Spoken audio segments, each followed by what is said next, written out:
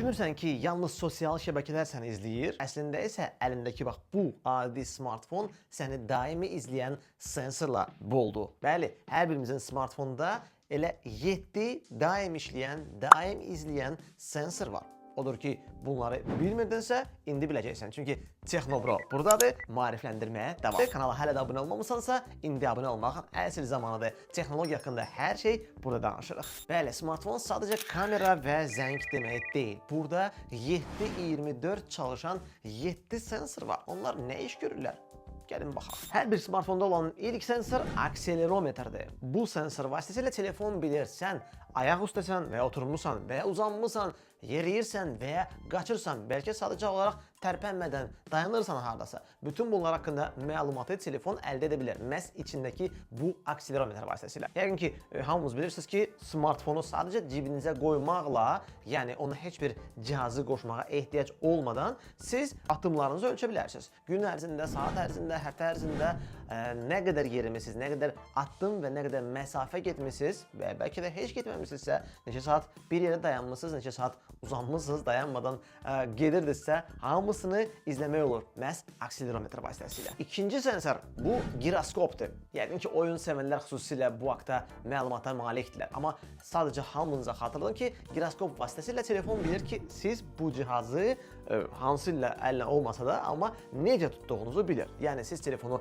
artıq belə yox, belə tutmağa başlayanda telefon başa düşür ki, aha, bəli, giroskop vasitəsilə bu onun vəziyyəti müəyyənləşdirilir və ya belə dayanmağı və s. axır. Bir sözlə onun əhatədə olan vəziyyətini müəyyənləşdirə bilir və beləliklə sizin istifadə ssenarilərinizi, yəni ən çox telefonu hansı vəziyyətdə istifadə edirsiniz, bunu da bilə bilir. Bu təbii ki, bizə gündəlik lazım olur. Oyunlarda, kamera zamanı belə yoxsa belə tuturuq, hər hansı bir proqramda video baxarkən, bəli, YouTube-u belə çevirirsiniz və belə baxmağa başlayırsınız və hər hansı bir proqramda bu funksiyadan demək olar ki, daim istifadə olunur. Yəni bu sensor telefonda dayanmadan işləyir. Üçüncü sensor GPS. Yəqin ki, artıq bunu hər kəs bilir ki, GPS nə olan şeydir. Bəli, hamımızın smartfonunda GPS funksiyası var. Geopozisiyamız, yəni əhatədə, xəritədə, məkanda bizim yerləşməyimizi smartfon bilə bilir. Bu PEG vasitəsilə, PEG ilə bağlantı vasitəsilə əldə olunur və GPS sensor vasitəsilə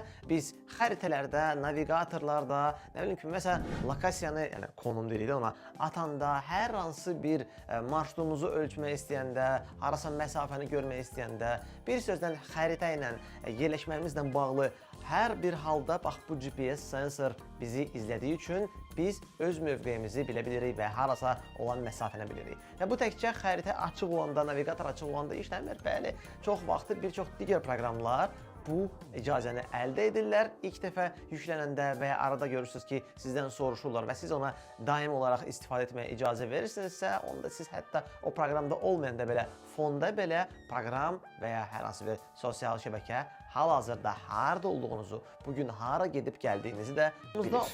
Hər bir smartfonda olan dördüncü izləyici bir sensordursa, hamınıza məlumdur bu. Bu qədimdən bəri telefonlarda olan mikrofon. Əlbəttə ki, mikrofon bizə səsi harasa ötürmək üçün lazım olan, ilk növbədə bunun üçün lazım olan cihazdır. Lakin bizə son illərdə artıq hər hansı bir səsli funksiyaları, biz süni intellektə nəsə deyirik, ChatGPT-yə, biz səsli mesajları yazırıq, biz sadəcə olaraq səsimizi yazırıq, bir voice note kimi və ya biz OK Google deyirik, Siri deyirik. Bütün bunlar üçün mikrofon işləməlidir. Lakin bəzən bir çoxları hesab edir ki və hətta əmindir ki, mikrofon əslində smartfonda 24 saat işləyir və sosial şəbəkələr, bu reklam platformalarında reklamları bizə daha çox bol göstərmək üçün və bizə daha doğru bizim istədiyimizi bizə göstərib və daha sonra satmaq üçün mikrofonu daim aktiv saxlayır. Çünki yəqin ki, eşitmişsiniz ki, bir çoxları belə düşünür ki, mikrofon hətta biz istifadə etməyəndə, telefon sadəcə belə kənarda qalanda belə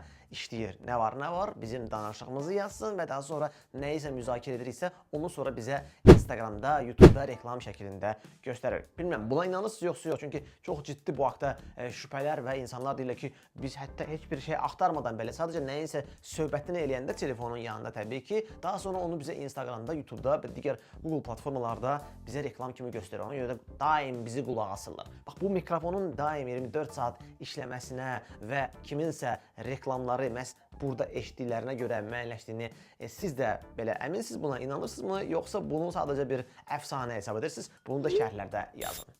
5-ci sensor, işıq sensoru. Bəli, hər bir smartfonda demək olar ki, işıq sensoru var. Əslində bizə onu deyirlər ki, o nə üçün lazımdır? Ətrafda olan işıq şəraitini smartfon müəyyən edir. Yəni hal-hazırda günortadır, yoxsa gecədir, qaranlıq otaqdır, yoxsa hər hansı bir işıq məkandır və ona görə də ekranın parlaqlığını avtomatik şəkildə, əgər sizdə avtomatik ayarlama dayanırsa, avtomatik tənzimləyir. Təbii ki, çox işıqlı yerdə bizə daha yaxşı görmək lazımdır ekranı və onda ekranın parlaqlığı artır avtomatik olaraq.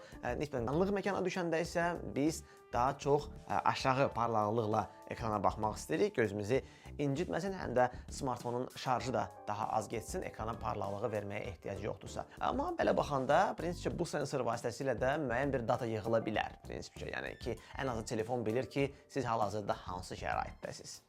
Yaxınlaşdırma və ya yaxınlıq sensoru da smartfonlarda var. Bu ən çox müəyyənləşdirir ki, siz nə zaman qulağınıza qoyursunuz, yəni başınıza yaxınlaşdırırsınız smartfonu və o zaman ekranı söndürmək olar və ya hər hansı bir səsi də ötürmək olar. Artıq dinamika, ümumi belə bir hamının eşitdiyi yox, məhz sizin qulağınıza sakit şəkildə vermək olar. Yəni smartfon bunun üçün ilk növbədə istifadə edə bilər. Amma belə baxanda prinsipcə ən azı bu da bir məlumatdır, bu da bir statistikadır ki, telefon bu sensor vasitəsilə bilir ki, siz nə zaman və nə qədər onu məhz qulağınıza yaxınlaşdırıb və söhbət edirsiniz və ya qulaq asırsınız nəyəsə. Olan 7-ci sensorda bəlkə də bir çoxlarınız istifadə eləmirsiniz, heç bilmirsiniz ki, belə bir şey var. Bu da maqnit, yəni maqnitometr, maqnit şüaları, maqnit sahəsini müəyyənləşdirən və hiss edən bir sensordur. Yəni qısaca desək kompas. Bəli, smartfon bu sensor vasitəsilə daim bilir ki, siz üzü hara dayanmısınız, şimala, şərqə, cənuba, hara dayanmısınız və nə qədər dayanmısınız, hansı istiqamətdə də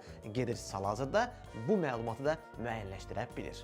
Belə hamımızın istifadə etdiyi bu smartfonlarda bu qədər sensorların olduğunu bilmirəm bilirdiniz yoxsa yox, amma bu həqiqətən belədir, bu əfsanə deyil və bu da heç gizli bir məlumat deyil əslində. Sadəcə olaraq bunların hamısını bir videoda sizə danışmaq istədik və bir çoxları üçün bu adi bir şeydir, düşünür ki, bu sensor bu proqram üçün lazımdır, bu sensor bu funksiya üçün lazımdır. Hamısının bir izahatı var və istehsalçılar da deyirlər ki, bu standart bir funksionaldır. Hətta onların fonda belə biz proqramdan çıxanda və ya onları masaya qoyanda belə bir çoxlarının işləməsini belə istehsalçılar deyirlər ki, bu normal bir iş rejimidir, adi bir funksiyaları dəstəkləmək üçün lazımdır. Bilmirəm, inanaq buna, yoxsa yox. Ola bilsin ki, hə, ola bilsin ki, yox. Siz necə düşünürsünüz? Bax, bunu şərhlərdə fikirlərinizi bildirin və kanala hələ də abunə olmamışsınızsa mütləq bildirin. Yeni videolar üçün mövzuları təklif edin, çünki onların arasında maraqlı təkliflər olarsa biz də böyük məmnuniyyətlə onlardan yararlanıb və videoya bir mövzu seçərik. Özünüzə yaxşı baxın, hələlik.